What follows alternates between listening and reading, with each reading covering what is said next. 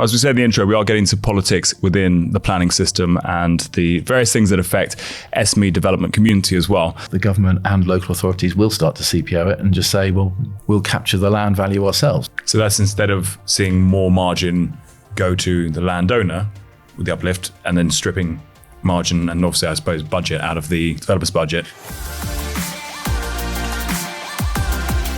Hello, my name is Alex Harrington-Griffin. I am the host of the Real Developer podcast. Welcome back for Series 3. We are still powered by LandTech, the creators of Land Insight and Land Fund. In this episode, I brought in my co-host for this session, Harry Quartermain, Head of Research for LandTech. And together with Harry, we spoke to our two guests, Julian Seymour of Cratus Communications and Harry Keen of Real Developer, LandTech, to help us work through a very important topic, understanding the role of politics in planning. It's a deep subject, one that Harry was very, very well prepared for. And we talked about everything from the gossip from the recent party conferences to how to best engage with local councillors. So on that note, let's get on with the show. Welcome back, everyone, to Series 3 of the Real Developer podcast. We are back for another season, starting with a bit of a hard-hitting subject. And I'm very, very grateful as your host, Alex Harrington-Griffin, to have a very strong co-host who's going to help me seem a little bit more informed about what's going on. Harry Quartermain from LandTech is my co-host today. Say hello, Harry. Hello, Harry. Good man. Hi, Alex. Yeah, so I'm Harry Quartermain. I'm Chartered Town Planner, and I'm Head of Research and Insight at LandTech. So I'll be here helping steer this conversation today. Well, as we said in the intro, we are getting into politics within the planning system and the various things that affect SME development community as well. And to help that conversation come to life, we have got Harry Keen from LandTech, a real developer, and also Julian Seymour from Cratus Communications. Gents, you can also introduce yourself formally so I don't leave any part out. Ladies first. Yeah. What was that? So hi, I'm Julian Seymour. I'm Managing Director of Cratus's planning communities teams. Awesome. I'm Harry Keen. I'm a development manager at LandTech. We're an SME. We've been in existence since about 1998. Mainly developing in and around London. So hopefully I just won't be moaning today about the slow planning system and how archaic it is. We can have a proper conversation. How you're invited back because you didn't do exactly that. On the other side of the table this time. Yeah, in Series 2, you did a fantastic job of bringing hard-hitting concepts to life, and that's why you are back in the hot seat. And also you do a hell of a lot of prep as well, which is always appreciated. Hopefully not as much as my co-host, Harry Quartermain, who I'm going to hand over to lead us into the first questions and I'll be ready with the silly questions for you guys very shortly. Thanks, Alex. Yeah, so this episode is focused on the role that politics plays in planning. Obviously, politics plays an important role in planning. It's the democratic link for the way that we manage our land. At national level, politicians set the agenda and they do that by changing the rules of the game via legislation changes, via the national policy framework and things like permitted development orders. At a local level, the politicians, again, they set the tone of the local plan, set the direction of travel for how the local areas are going to evolve. And they also have an important role in deciding planning applications. But the question is, how well is that working at the moment? We're recording this just at the end of party political conference season. So what's been going on, Julian? Well, a fair bit. A fair bit across the three of the main parties. So we've just finished Labour, Tories before that, and Lib Dems the week before that. We've seen a pretty aggressive or bolshy approach from Labour, with Keir Starmer saying yesterday that he was a YIMBY, and saying that he wants to look at some of the Greenbelt and review the Greenbelt. And not only that, but that he's prepared to disagree with people, hear them and then disagree, particularly around stations, which is not a new concept, but it's something that's never actually really been brought forward. So he's talked about the grey belt a lot. But there's also a fair bit from the Tories, and it's quite confused, actually. The weeks before the conferences, we had the Conservatives trying to address the nitrate neutrality issue through the LURB, the Levelling Up Bill. and then attacking the Labour Party when that didn't go through because they blamed it on the Labour Party. So there's been these kind of mixed messages, whereas Keir's been pro-housing, the Tories been pro-housing on parts, and then at the conference didn't mention housing at all in Rishi's speech. It's quite a confused message from the Tories. The Lib Dems have gone the other way. They tried to get rid of their national housing target of 380,000 a year. At the conference, that motion was defeated. So the Lib Dems, unlike the other parties, they put forward policy motions and then they vote on them. And the Lib Dems had a really tub-thumping debate. It was the main debate of the whole conference. Young Liberals and London Liberals were very pro a big housing target per year, so that was 380,000. And the tended to be older Liberal Democrats, home counties Liberal Democrats were after a smaller target, but it was focused on social housing, so that was 150,000. And what we saw was a huge vote in favour of the bigger target. Unfortunately, the people who were speaking against the bigger target were the leaders of home counties authorities which would actually be responsible for delivering the bulk of this housing. So even though they got a national target, it's probably undeliverable. So we saw an array of positions. I think Labour for the industry are going to be the most pro, and I think business recognises that. And I think it's something, Harry, you've been picking up on from your side as well. Yeah, it was great to see from Labour really bold and ambitious plans. The devil's always in the detail with these things now, you know. There was some kind of, you mentioned it, you know, building on the green belt in these grey belt areas that Keir calls them, wanting to build some new towns, you know, similar things like we did off the back of the World War, speeding up the planning process. You know, that's key frustration of developers, just getting stuck in that wheel for kind of years on end. So that's great. I would have liked to have seen him go a bit further about urban areas. He talked about gentle urban development and kind of 5-storey Georgian houses. I mean, I'm not sure that's what we need in kind of central London, where we just need more homes and more affordable homes. So maybe could have gone a bit further there. But yeah, all round, you know, it's really exciting, but I'd love to just see a bit more detail on it.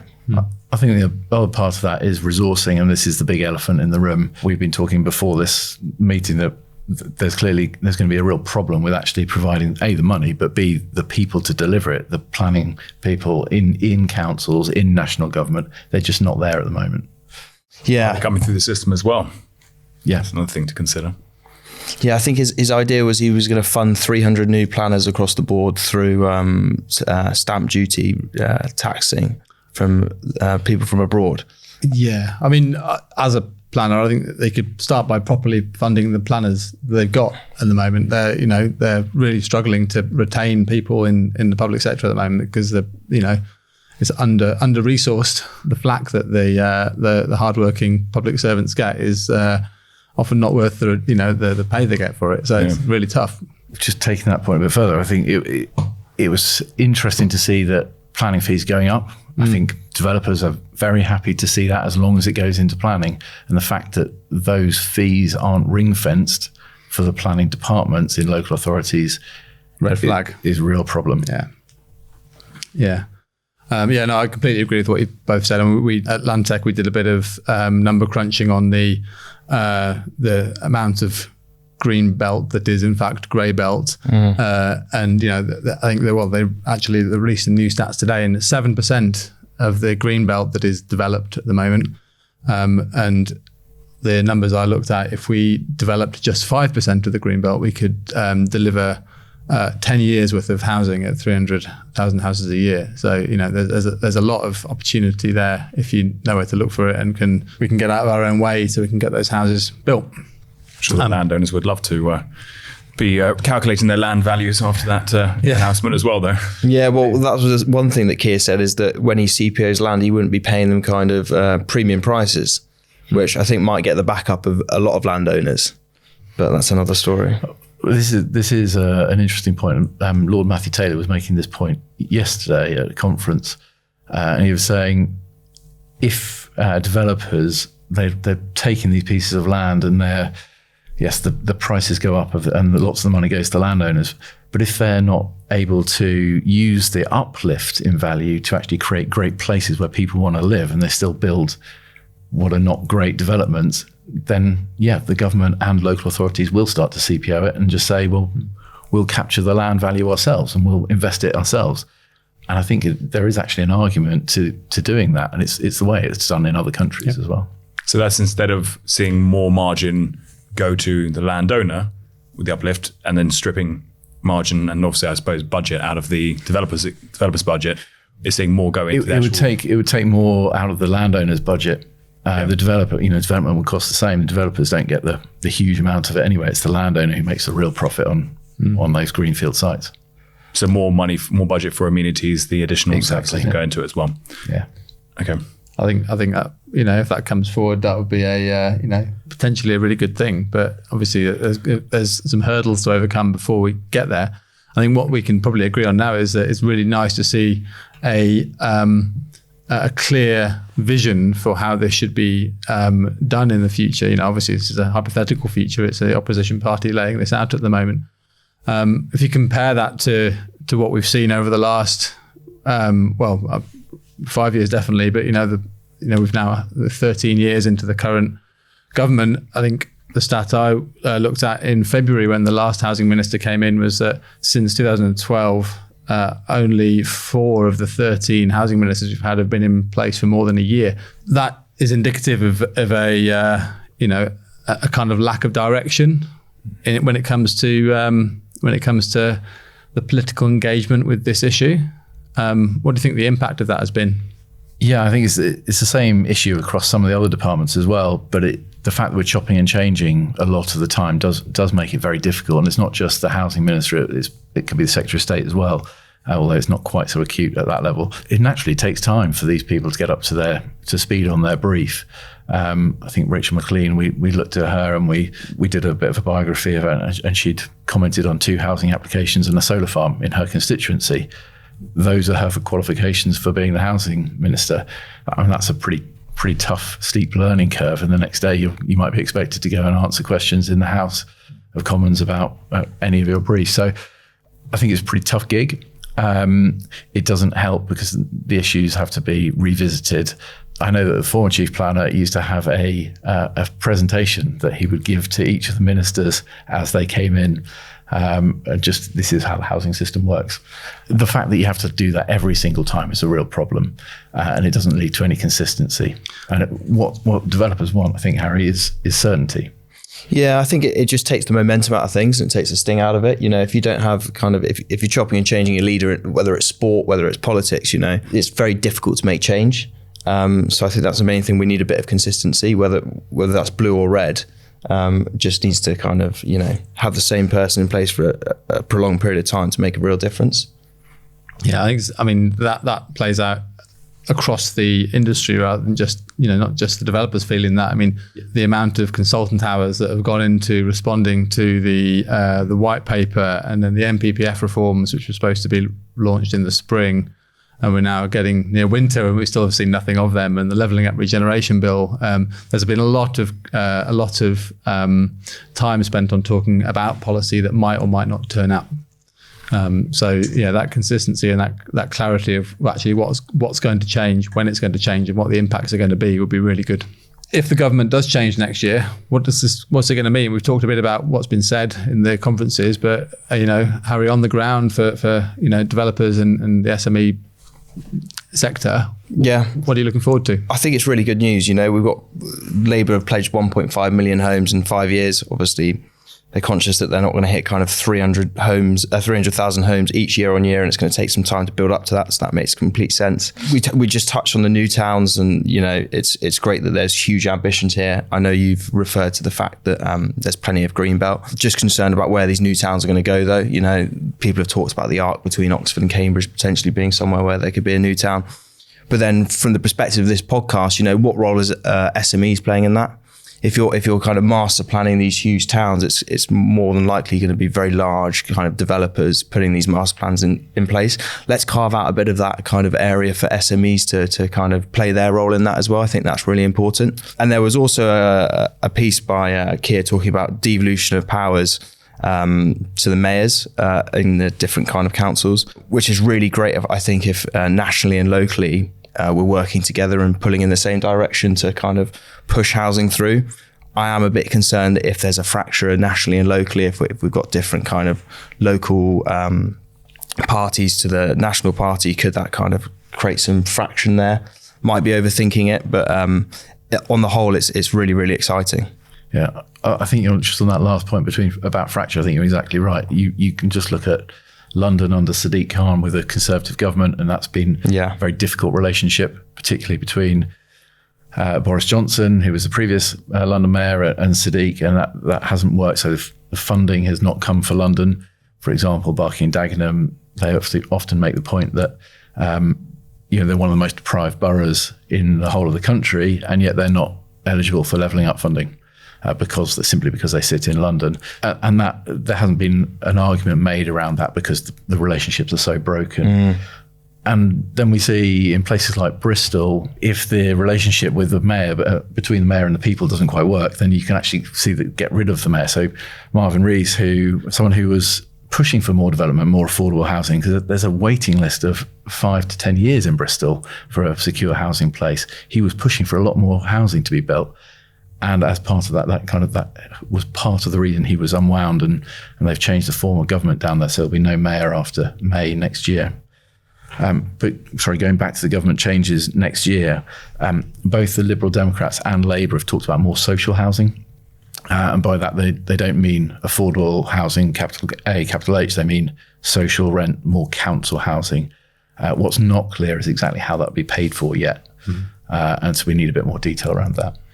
But it's interesting that typology of that tenure has come back into conversation, because you mentioned the 300,000 houses a year target, Harry, which obviously is supposed to be the target every year. The last time that was hit was in the 1970s, and that was only hit thanks to the significant contribution of the council housing building that was going on at the time. And since that's been wound down in the 80s, we've never got anywhere close. So it'll be interesting to see if that changes. I want to segue now onto, you mentioned the changes at the national level affecting the local. I want to flip that around and go, how has the changes of direction at the national level affected local politics and the way that local politicians have been engaging with the planning process? I actually think it's symbiotic. Politics at the local level have affected what's happening at national level, and the other way around. So if you look at the Conservatives in the home counties, their traditional southern bastion, they feel that housing and the need to provide more housing has become one of the reasons why they have lost a lot of ground to Lib Dems, Greens, Independents, which you saw in May this year at the local elections.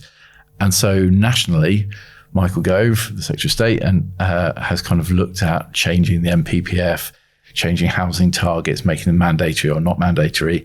And actually, that's then affected how local councils have then gone about their business, and they've reduced the need for house building, or they've delayed their local plans, or they've just put them on the shelf and said, well, we're just going to wait and see what happens. So it's kind of circular. But every change has caused a delay, and that delay has meant fewer houses being built. Then you add in the national stuff around Liz Truss, interest rates, and you've had a real perfect storm of bad things for house developers. So obviously, the local members who are in the forefront of those decisions to either delay things or not, they play a important role in the planning process at local level. Do you want to outline your involvement with that and why that democratic link's important? Yes. So we are a democracy, and I think what the intention is that our democratic representatives give us some voice within the system, clearly, but without going back to my politics degree in Burke's Law and all these sorts of things. The question is, are they there just to parrot what we as a community think, or are they there to talk about the need for the national body or the local authority? And I think what's happened locally is we've actually found that more people are now being hyper-local, and they're representing exactly, they're just saying exactly what their local community think. And that's quite interesting, as it has been a change. And it does mean that we've actually seen a bit of a slowdown in the way that housing has been developed and delivered. And as developers, it is important then to make sure we're engaging with them, finding out what they and communities want, and playing into that or leaning into it. What do you think, Harry? Yeah, definitely. I think I get frustrated sometimes in that you're often bringing in kind of local politicians or councillors at a very late stage. And when it almost comes, even after a public consultation or just before you're going to committee, you might have a chance to have a committee briefing with the planning committee members just before that. You want to be talking to these guys potentially even before you bought a site. And I think, sometimes they're slightly guarded because, they don't want to be seen as the councillor from the rock and roller and doing something, incorrectly. But they're humans just like the rest of us. And, getting access to them, I think, is really important to just understand, not just about your development and, what's important on the site that you own, but also what do the community want? What are their needs? And try and factor that into your development in some way. Totally agree. And I think that's something we'll talk about in the next episode, I think, of local plan making. But we can certainly help. That's what Cratus does. We help engage with community politicians. But I think one of the issues there is it becomes too late when it's here's our application. It needs to be, in my view, here's our aspiration.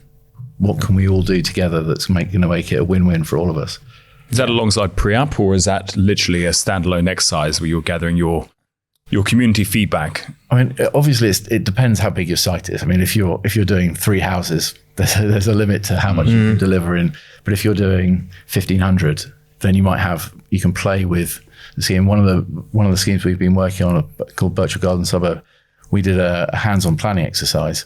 It's 2,500 plus homes, plus a massive country park, schools, community facilities, transport facilities. And because we were able to do that at the outset, we've got 35 objections. It's a greenbelt site. And I think also if I know, obviously I said getting in front of the councillors from the outset is the ideal. But if you can't, use guys like Cratus, going into a new borough that I've not worked in before. So it was Bromley. I know we worked together in Bromley, getting kind of a to Z of who each politician is, what's their key interests, what are their bugbears. Doing something in Lambeth at the moment. They've just announced the first borough to announce the climate emergency. So that sustainability is going to be a huge thing that's going to come up at committee and going to have to go above and beyond there. It's funny you mentioned that, Harry, because we'd heard that from a lot of other developers as well. And knowing that who's who in the council and what their positions are going to be and what the split of the council and particularly the DM committees are is important for getting these things through, which is why we've at LandTech been working with Cratus to provide that information in our regional reports, and our every LPA in the country has now got an LPA data sheet which talks about planning determination periods and appeal overturn rates and approval rates, and importantly who's who in the council and what their likely hot buttons are going to be. Yeah, and hopefully it won't put you off buying the site. Well, yeah, but even if it does, forewarned is forearmed, doesn't it? So exactly, let's know that up front. The question would be, obviously there are flaws in this process at the moment because, one of the things you've talked about before, Julian, is about the level of training that members have, and particularly when there's been in the local elections recently a whole load of independents and hyperlocal, as you say, who don't have any necessary training in this and look at the local rather than national agenda. Is there a better alternative for this? Well, I mean, just in the current system, more training would be good, because some of these guys only get 2 hours maximum, which when you've invested $1.5 million plus in an application, then you've got some guys who are doing their best, but they don't know what they're really meant to be focusing on. But I think, Harry, one of the things you were talking about is some of the other countries and how those systems work. And we are a democracy, as I said before, so you have to have that democratic link. But how do we give more of a voice to officers? How do we give more of a voice to businesses? And how do we get people who have not historically been involved in consultations, the people who might live in new houses, for example, how do we get their voices heard a bit better? And that, I think that's always been a challenge for us. But I think you've got to. Yeah. So I worked for nearly 10 years in Sydney, and in New South Wales during that time they introduced local planning panels. So the delegated applications still go to the officers, and anything that would have previously gone to a committee of members instead went to a local planning panel, which had some members on it, but also had some technical specialists. So it ensures that the committee is always informed by and is made by people who have training in relevant relevant fields. So it means that you get less situations where members overturn something for a reason that won't later stand up in appeal. Are they starting to do something similar like that in the OPDC? I think they are, because I took a scheme to committee last year in the OPDC, and we were the committee was made up of 4 members, 4 of which were councillors, made up of Hammersmith and Fulham, Brent and Ealing, and one other from I'm not sure where. The other 4 were professionals, ex-professionals, current planners. We were hung 4-4, and I can tell you who voted for what. So it sounds like it could be coming in a quasi way already within that kind of OPDC regeneration area. Yeah, well, I guess that's, even if it is coming in there, it's a long way to go before it affects the rest of the country. I mean, I was looking at some research from 2017, which looked at the number of overturns at appeal for applications that have been refused against the officer's recommendation. And it was 65% overturn rate at appeal for member overturns versus only 40% overturn rate for applications that were refused in line with the officer's recommendation. So there's obviously a real public interest in making sure that when members are refusing things, particularly against the officer's recommendation, they're doing it for the right reasons. Yeah. And from a developer's point of view, that's when you get really frustrated with the system. That discretionary decision making and that subjectivity, which is at the heart of our planning policy, really comes into play. That's where the political, side of it comes into play. And they can find ways legitimately to refuse an application. And as a developer, you have convictions in what you submitted. And yes, you're confident in your appeal, and you'll probably get something on appeal, but it will take you kind of 2-3 years and another kind of few million quid potentially to get there. Yeah, indeed. I think it's a frustration that many feel in the industry now. So given that that's where we're at the moment and for the foreseeable, I mean, what would be your top tips for the best time to engage with members at the moment in order to get the best outcome? Early. Engage as early as you can. And Harry, you mentioned it already. Find out what's acceptable, what people like. If you can, look beyond the red line. Don't just look at your site in isolation. What do people around it? What's in it for them? And if you can show that there's something there for them, that whether it's a playground, whether it's a piece of green space, whether it's investment in one of their local tangible outcome that's for existing residents. I think that's a big thing, but you'll only find out that if you engage early. I've found in a couple of the more recent PPA, planning performance agreements, that I've signed, one in Lambeth especially, they've started to bring that ward councillor engagement into that kind of pre-app, that PPA process. And although they're not the guys that are sitting on the committee, they're at the forefront of the community, and they're the guys who are going out and speaking to the people with the pitchforks more often than not and trying to kind of talk them down. And if you can kind of speak to them as a spokesperson for the public at an early stage, I found that that's really helped as well. Gents, that is going to be all the time we have available for this session. I'm pretty sure with politics, you can really dig into a lot of questions. And I've had to bite my lip a little bit, not only to sound a little bit more intelligent throughout this session, but also because I think we're only going to have to be able to squeeze in so many in this subject. So Harry, Julian, and Harry, thank you very much for helping us delve into the session. Thanks. Thank you very much. Thank you. Hello everyone, it's your host Alex Harrington-Griffin again, just to say thank you for joining us for this episode. If you liked it, hit the like button, subscribe, and of course, share it with your peers. A big thank you to our partners LandTech for powering this episode. If you want to find out more about their products like Land Insight or Land Fund, go to land.tech or follow LandTech on LinkedIn for SME developer updates, finance updates, and of course the data and research mentioned in this episode. We'll see you back for the next session when we get into some real development conversation. Thank you.